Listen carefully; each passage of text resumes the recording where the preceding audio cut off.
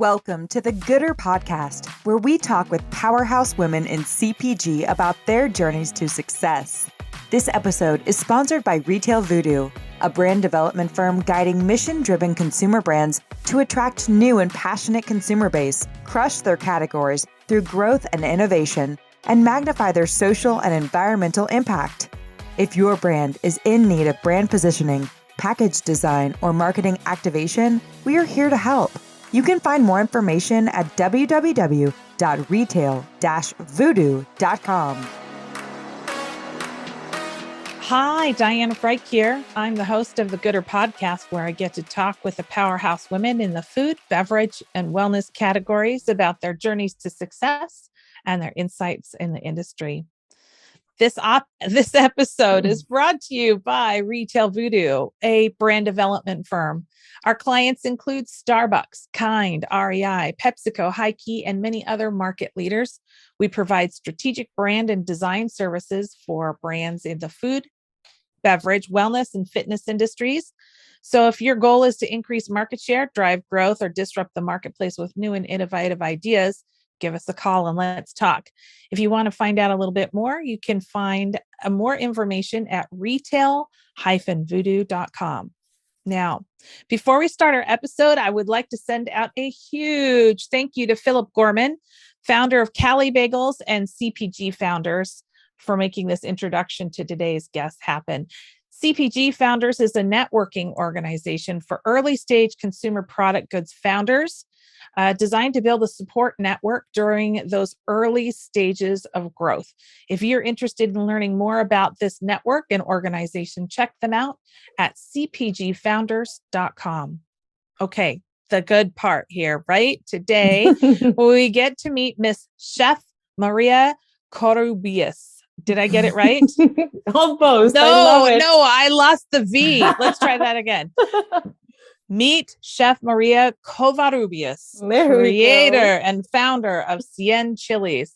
Oh, forgive me.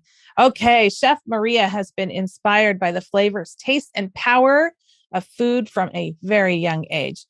What brings Chef Maria joy is cooking for her daughter, friends, and family by showcasing fresh ingredients in every meal. As a professionally trained chef, Maria worked under Thomas Keller's restaurant group for over 3 years, both in Napa Valley and New York City.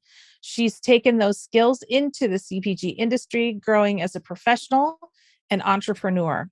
She sources fresh, local, and seasonal ingredients as a priority to everything. Well, hello, Maria. How are you today? Very, very good, Diana. Thank you for having me. It's an honor to be part of your show.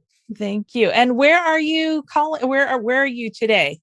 I am in San Diego, California. That's where we live here in a little piece of paradise. I was talking to friends yesterday on how grateful I am to be living here. And it's really where people vacation. We live where people vacation. So that's pretty great. Yes. Yes. And you were at Expo, right? Yes, I was. I attended Expo representing Chosen Foods. Mm-hmm. Yes, it's a brand that I've been working with for a few years now. And it was great. It was a great outcome. We got to meet a few different retail buyers, and I always feed people at Expo. So we're pretty popular for having the real food at Expo. How did I miss the booth? Next time, if you're going to Expo East, I will, you're first on my list. You're first on my list. Yes. Yes. I love it. Yeah. It was really nuts. It was super fun for us. It was so great to see so many people again in person. It was a little bit weird because I felt so bad for the Expo managers because they were trying to, over the intercom and signs, remind people to wear masks, and nobody was wearing masks, or very few people were wearing masks. Yeah. I think the people in the booth were, but those of us people on the floor, walking, yeah. It's hard to have conversations when you can't see half a person's face and it's so loud. It is hard. It is hard. And I get it, but I mean, safety first. And yes, ma'am. I'm happy they had some reinforcement on having negative PCR tests and all that. Yes. That was great. Yeah. Well, let's talk about this brand here that I just learned about recently. I love it when brand owners tell us about their brand, Cien Chiles. Why don't you tell us a little bit about it and why it exists? Absolutely. So since a very young age, I've always loved the idea of being a businesswoman, a business kid. So I always had that bone in me of selling stuff to people and getting out there. I was that kind of kid that would go to birthday parties, and the following week I would have a stand outside my house selling the candy from the party. No way. So I've always loved the interaction of selling people, like selling things, and especially making impact in other people's. Of course, when you start growing up and identifying needs in your community, then of course everything becomes easier. So Sure. I became a chef right after finishing my degree in nutrition. So I went to school down in Mexico, in Guadalajara. That's where I grew up until I was 25 years old.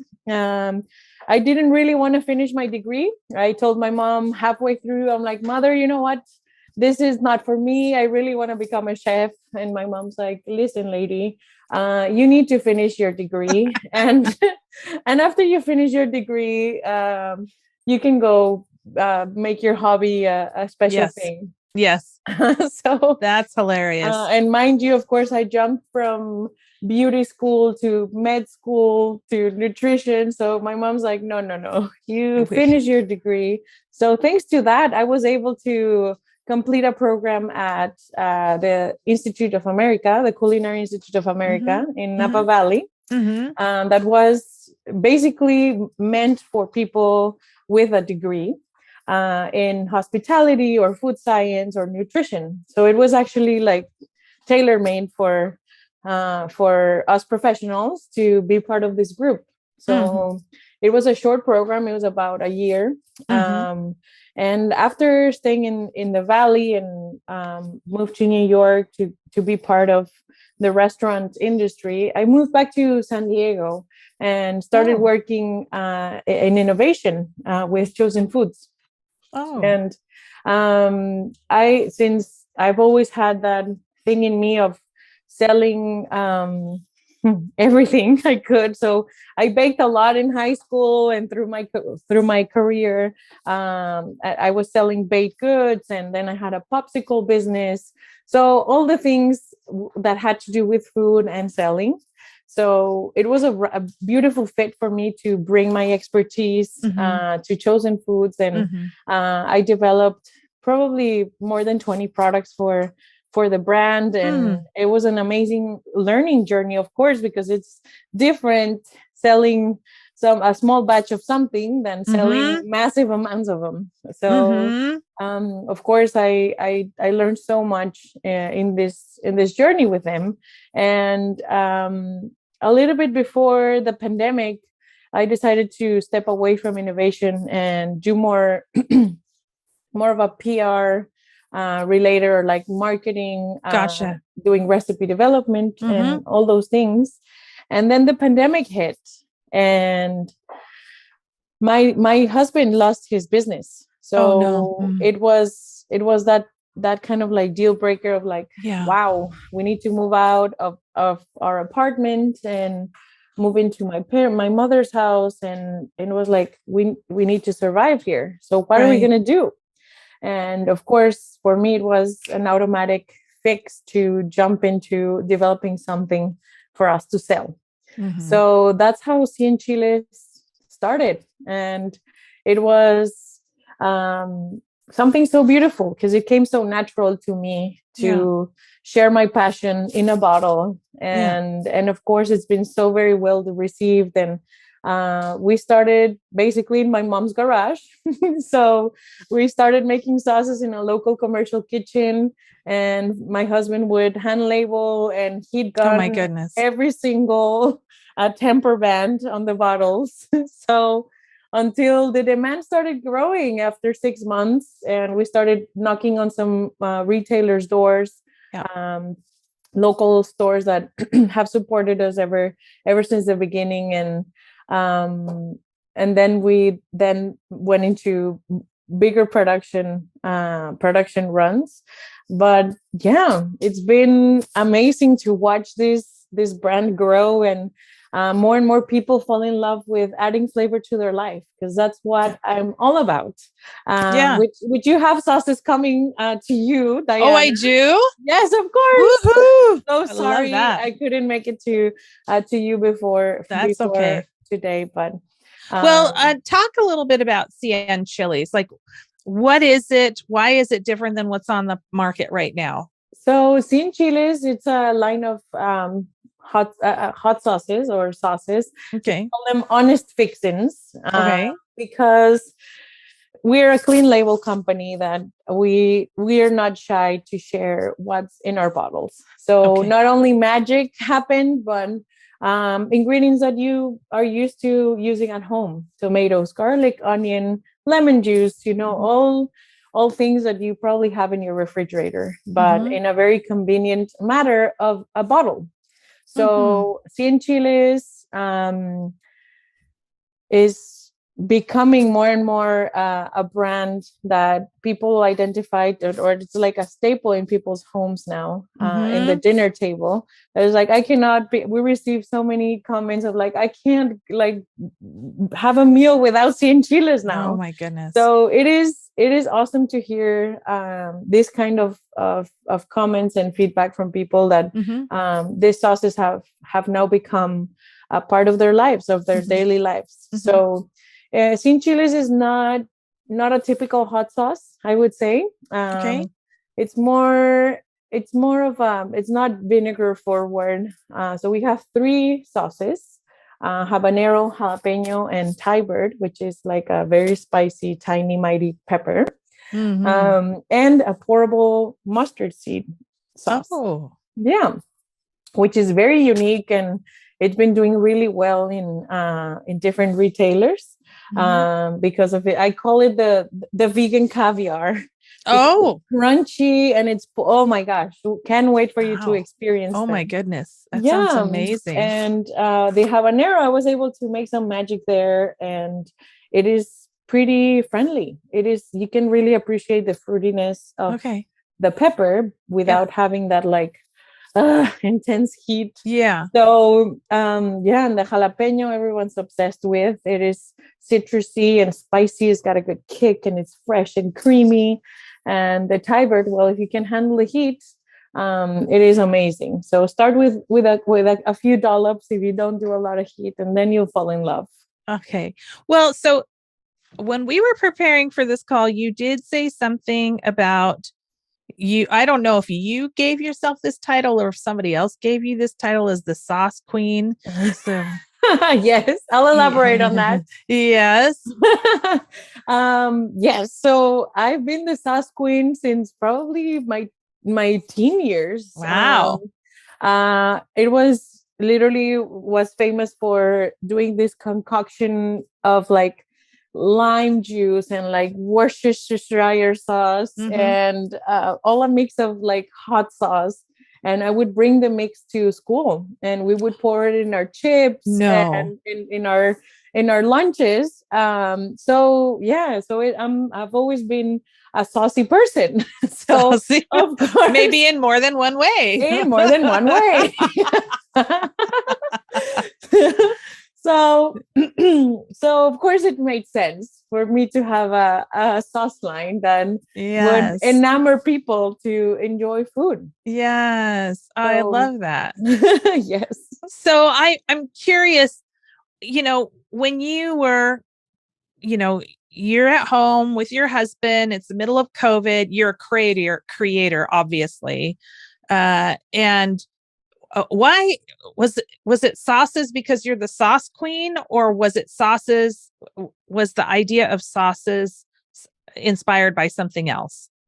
I think it has a lot to do with the fact that like sauce or salsa is something that never is always in my fridge. So growing up, and especially my husband makes fun of me every single time, because he's like, you Mexicans just eat tortillas, salsa, and cheese, or tortillas, salsa, and eggs on every single meal. So if it's like, oh, I made enchiladas, it's tortillas, cheese, chicken, and salsa. And Well, then, oh, chilaquiles. Oh, it's tortillas, salsa, cheese.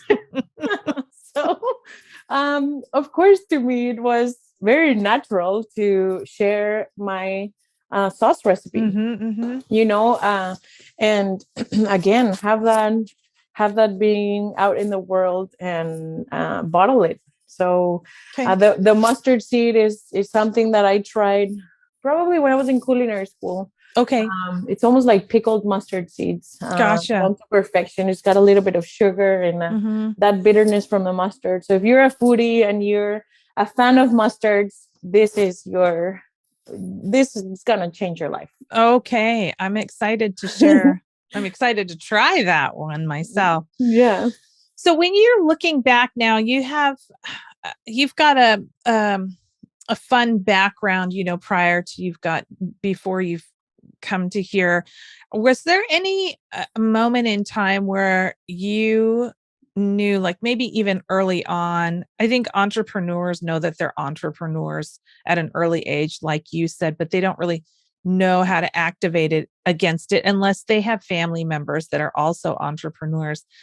Were there times where you felt like you were headed in was there a moment in time where maybe you were with Thomas Keller and you just felt like this is it? Or were you uncertain during those Thomas Keller days as well as you were going through, because you went through a couple of different types of careers, I should say, before you got here?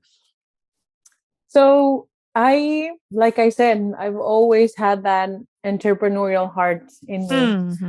So before moving to Napa, that's when I had my popsicle business while I was in school. Oh my goodness. Everything has happened while I'm doing something else. So it was weekends and, you know, like bringing projects and homework to the business because someone had to be there, you know, but being part of Thomas Keller, like my almost like my dream job, or something I want to have when I grow up, is it's a small cooking school. I'm very passionate of teaching people to get involved in the kitchen, from little kids to grandmas that want to learn how to bake a mean cookie. So that was my goal, going into work with Thomas Keller and doing catering business, like involved in catering through my journey. So I always love finding opportunity to learn and to grow as a professional everywhere I go. So every job, every experience that I've had so far has given me the tools to be where I am today. So even, of course, like working with Chosen Foods, because of course I had to keep my job, my 9-to-5 job, through the pandemic to make it through. So I'm still with them, and I'm very grateful and appreciative of their support, that during night times and weekends I was doing a side hustle to stay afloat. So all the learnings that I've had so far have given me the tools to be where I am. I love it. What are you proud of? Like, I don't know that you have a single one, but is there one or two moments that you think back and go, yeah, I'm really grateful that happened? There is a very pivotal moment in my career, in my current job at Chosen, where I identified when the opportunity, or where what I was doing was no longer serving a purpose to me. And I feel that it's very important to identify that in your life when you have something that you've been doing for a few years or a few months, that you start learning that it's not a good fit for you, and just pivot. I feel that was a pivotal moment for me where it wasn't feeling right at the job that I was doing. So that's when I decided to change teams and pivot to keep my mental health and to just, I don't know, give things a little bit of a turn. So I'm very grateful for that moment. It was, working with people in the industry where sometimes it's like your word against mine and this and that. And it was like a power game. And I was like, I'm not into that. I'm all about developing each other and lifting each other up. So it came a point where the boss I had at that time was like, it was not connecting with me. So that's when I'm very grateful for that moment, because if it wasn't for that, then things would have taken a different course, or God knows, But I feel it's super important when you're at a professional stage where something is not helping you, then you move away. Okay. And it's valid, to just to do that. And it takes guts and it's scary, but you got to do what you got to do. Yes. Well, let's talk a little bit about mentorship. You say you like to mentor people, but let's talk about who have been maybe your biggest mentors through this process of building your own company. So mentorship. So I feel, like I said before, there is people wanting or like offering mentorship in your life. You just have to be aware and open, to listening. So I had one of my friends who really pushed me to be like, do it, like heck with it, it is what you got to do. And she's been an amazing boss to me, and she's been part of this emotional roller coaster too of making it happen and doing it through the pandemic. So she's been a great mentor for me, not only professionally, but emotionally as well, which has been an amazing combo. I've learned a lot from, I had a chef I really looked up to. He was my boss when I was doing catering for the CIA, for the Culinary Institute.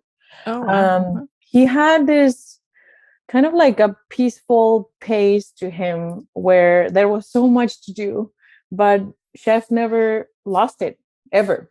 He was probably the single boss that I was never yelled at from. Or I don't know if that sentence made sense, but it totally made sense. So he always kept a peaceful kitchen. And if you screwed up on something, he's like, okay, get rid of it. Let's fix it, make it again. We'll serve it the following day instead of today. Like it was never, there was always this flow about him that I try to take in my life, or I think I do a pretty good job at doing it. Like I was at Expo and one of the salespeople was like, Mabe or Maria, I don't know how you do it. Like you just like, you're like, there's a rush of things and blah, blah, blah, and like all this, and you're so in your game and so peaceful and making it happen without being frantic or like rushed or so. Yeah, I'm just trying to keep there chill and be aware of your surroundings. There's obviously been another, like a couple people, of course, everybody starts popping up in my brain, but that have supported my journey in launching my business, and that's been a huge part of this success of this company, of course. And Felipe, my husband, he's been manning up the business basically in the back end, like I show up, I'm the pretty beautiful face, and he's doing all the back end work. So having him running the company behind my back, I mean, well, very important though. I mean, when you have the creator, you're the big idea, you're the inspiration, and then somebody has to be the front of the brand, the front of the company, and somebody has to be running the back of house, right? Like if we were to use a a restaurant term. Somebody's got to be in the back running the operations. Otherwise, it doesn't matter what you are doing out front. So it makes sense. And how powerful and wonderful it is that the two of you can do this together, because husband and wife teams are special. And they're also quite, what's the word I want to look for? They can be quite excitable too, right? Because you're running off of the same set of emotions, right? Yeah. Yeah. Yeah. It's definitely been a challenge, not gonna lie. Yeah. Of course. And on top of it with a pandemic. So, right. Yeah. So, emotions were high, but we're making it happen. And that's really just watching how organized he has everything. And he doesn't miss a little, like the littlest thing, he's on top of every single thing. And it is amazing to watch. I'm always learning from him on how to do the same, of course. And it's awesome to have that teamwork with him, because of course, like you said, I'm the creative, explosive person, and he's the more like, nope, is like, how much money is that gonna cost, blah blah blah, like all these things. So he's asking all those questions that of course has, like, he does all the accounting. We don't have to source, like, we don't have to pay anybody to do our accounting or the billing, whatever it is, like, he's saved us so much money. And of course that has helped us to make it out there, because you need money to make money. So well, so let's flip the question around then. What advice do you like to give entrepreneurs or creators or innovators when they come to you and they say, Chef Maria, I want to do blank? What do you find yourself frequently sharing with people? My first thing, or like one of the things that I love sharing with people, is like not only how feasible it is for you to go from point A to point B, because there's going to be a lot of hurdles along the way. And it is, unfortunately, you need money. So if you're wanting to grow and go into 50 retailers to start with 10. And for us, this business model, to start small and have a firm step each step of the way, has been a game changer, because we don't bite more than we can chew, as a quote says. And it is so true. And then you're shooting yourself in the foot if you're doing otherwise, so my advice to founders and creators of anything, really, and I've had probably 6 people approach me like, how are you doing it, like, and it's like, we're doing it all in house, which is a crazy thing to think. And I like meeting with Phil and the CPG founders. It's so refreshing to see how people are in the same path as you are. So, and I'm never jealous of people are like, oh, do you talk to that other like sauce owner? I'm like, yeah, of course. There's room for everybody in the shelf.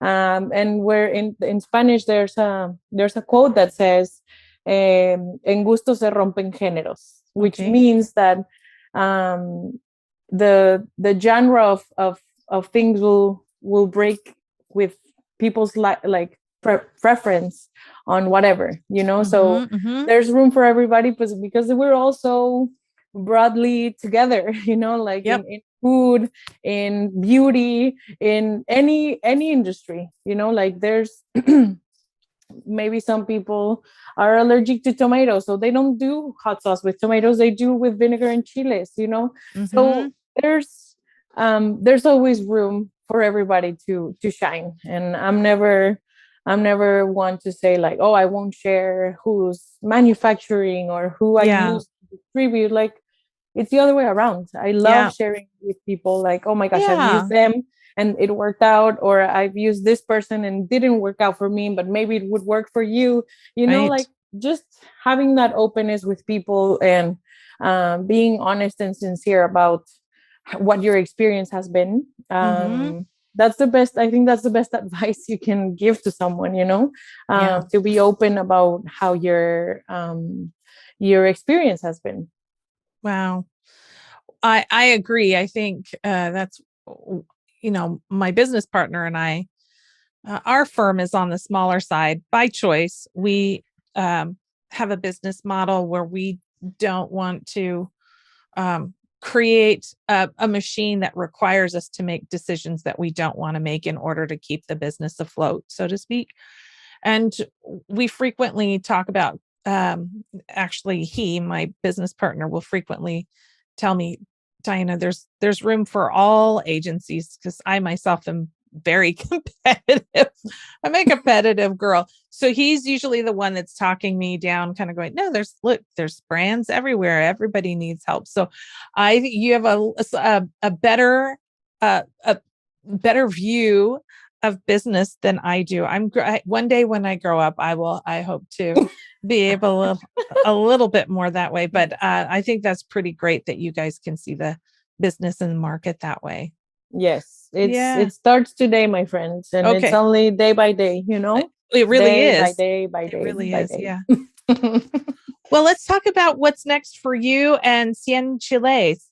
So, as of right now, we made it into Whole Foods in our region. So nice. Yes. So that's been very exciting to watch. We have Whole Foods locally, and just to walk in there and just see my sauces there is like so surreal. Like, oh my gosh, like pinch me, please. Yeah. So that was our first big step this year. Of course, it's been many months of back and forth and sampling and this and that and forms and but we're thrilled to be there. And for Cien Chiles, or the vision I have for us this year, is to really grow in our community and grow in a sustainable way for us to keep making it out there. So of course, people come ask me like, oh my gosh, when are you gonna be in the East Coast and this and that? And I have like, this retailer would be amazing for you. And for me right now is to deliver on where we are, like concentrate our energy to not disappoint where we are right now. So growing that business in, again, like strong footsteps, moving forward is very important to us. So not go crazy and be like, yes, we're gonna be global here and like, no, like how much can we grow right now? This is it. So really smart. Really, again, check your energy and see, okay, how much we're gonna spend in here, and really, like, if you have orders coming in, then you need to fulfill those, and just have a steady pace and a good flow, because if you don't, then you probably run yourself out of business. So keeping that amazing quality and taste, because at the end of the day, that's what consumers are looking for, something that they identify with and they can add into every meal. So yeah, that's our goal for Cien Chiles this year. And hopefully this year I am able to have enough dollars in Cien Chiles so I can walk away. But we'll see. Where it looks very glamorous to be in Whole Foods, but it's a big investment. I understand that. Yeah. As many founders would agree with me. It looks very glamorous, but it's big money to get in there and get your foot in the door. So if you're looking into going into Whole Foods, be prepared for that. Yeah. Be prepared to not get your check back as you imagine, because all the bill backs and the big distributors and it is a wild ride. Yeah. Pricing strategy when you're early stage is tricky. Yes. It's kind of like when you get your first paycheck. I remember when I got my first paycheck as a kid, and like, who's FICA? who's, I'm reading all these people. Why are they taking my money? Who's taking my money? I earned that. Yeah, I get it. I understand it. Oh my goodness, Chef Maria, I'm really enjoying our conversation. Our time is getting to an end, but I have some questions that I ask everybody that is on the podcast. So I'd like to ask you them. So first of all, I love it when a guest shares kind of a fact about either something in their industry, some way, shape, or form. It could be your product. It could be something from the past, but something kind of interesting that we can take with us to a happy hour. Do you have anything you can share with us? Like a fun fact? Yeah, fun fact. The habanero sauce was developed in one and done type of deal. Wow. So that's literally revision 1 was signed, sealed, and delivered, which is huge. Oh my goodness. Compared to the mustard, that was probably 17 tries. Oh, that's pretty good. So trial and error, I saw recently something that Albert Einstein wrote in a class that he was like 9 times 1 is 9. I don't know if you saw the meme or not. No, I didn't. But it was like 9 times 9 times 1 times 2 times 3. So all the answers. And yes. 9 times 11 is like a random number, no? Yes. And they're like, no, you're wrong. Like, yeah, but I got all the other ones right. Where's the value on that? So there's always people that are gonna bring you down for not getting it right, but it takes a few tries to do it, and same with like developing packaging and looking at the little things, the little things in life that make a difference. So I think as a creator, my husband is a creator. He's an artist, and he fusses with things for a very long time, and sometimes and never is satisfied with the end. So I'm surprised that you're able to get something out the door in a one and done. That's a big deal. It is. It really was a big deal. For the other 3, it was more of a trial and error just to get everything right, So that's the beautiful thing about Cien Chiles that people share, not only because I made them, but from everyone else sharing how good of a balanced like it just brings more flavor to whatever it is you put it on. So so that's awesome to hear, because that's the goal, to bring something to you that you don't have to think about. Like I made ceviche with the jalapeno, and I didn't have to chop up or blend any other peppers, or it was just cook the fish in lime, pour a ton of the jalapeno, and love it. Call it a day. I love it. I love it. Oh my goodness. Well, are there any other women out there, either leaders or rising stars, that you would like to elevate or simply admire for the work that they're doing right now? Absolutely. So I've been, I'm always a big advocate of admiring the ladies, the power ladies next to me, that have encouraged me. And there's another local, so there's like 3 local companies that one of them does chips, the other one makes fresh salsa, and the other one makes like recipe starters, like jars of sauces, and they're all here in San Diego. And just watching us like bring our best selves out there, it's just really refreshing. So Kristen from Mesa de Vida, which is a recipe starters, she's up also here in Seattle, right? She's here in San Diego. She's in San Diego. Maybe she moved. I think she moved. I think she used to live not far from me. Oh, no way. Blonde hair? Yes. I think I'm confident it's the same person. Oh okay. Gosh, that's awesome. Small world. Yeah, I know. So, I love it. Just having that mentality of lifting each other up is key to have us all shine. That's awesome. Okay. What brands or trends do you have your eye on right now? I saw a lot of like at Expo, I was surprised of how many bubbling waters. Quite a bit. Everyone's got one now. So maybe Cien Chiles would have a spicy, bubbly water. Why not? Why not, right? Why not? You want to get on that? You can have that ready for Expo East. I know, imagine. That would be crazy. But yeah, so our sauces are vegan and gluten-free and all the things. So I think we're all trying to get in a boat of having more plant-based mentality. Yep.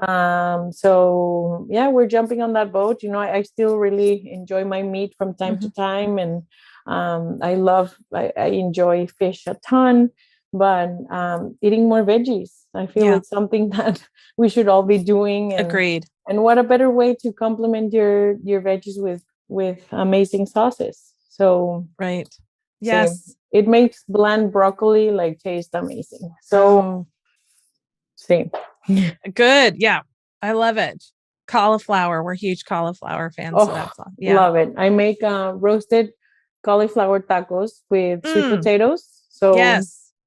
I just made me salivate, but sweet potatoes, roasted cauliflower, and some of that habanero or the Thai bird, if you can handle a slice of avocado, you're set. Love it. Oh my goodness. Well, we have been talking with Chef Maria Covarrubias. Did I get it? Yes, you did. Bravo. Creator and founder of Cien Chiles. Chef Maria, where can people learn more about you and your company? You can go to cienchiles.com. That's CIENCHILES.com. To find more information about us and buy our product on our website. And we're also in 9 different states now. So we're working on having a store locator in our website. So stay tuned for that.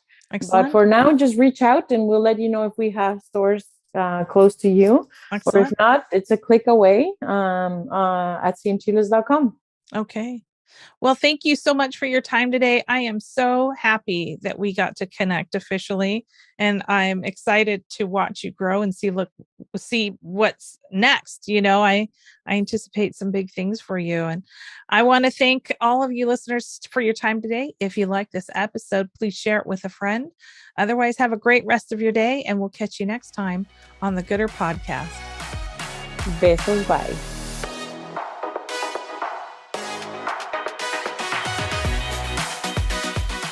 We hope you enjoyed this episode. And if you haven't already, be sure to click subscribe and share with your network. Until next time, be well and do gooder.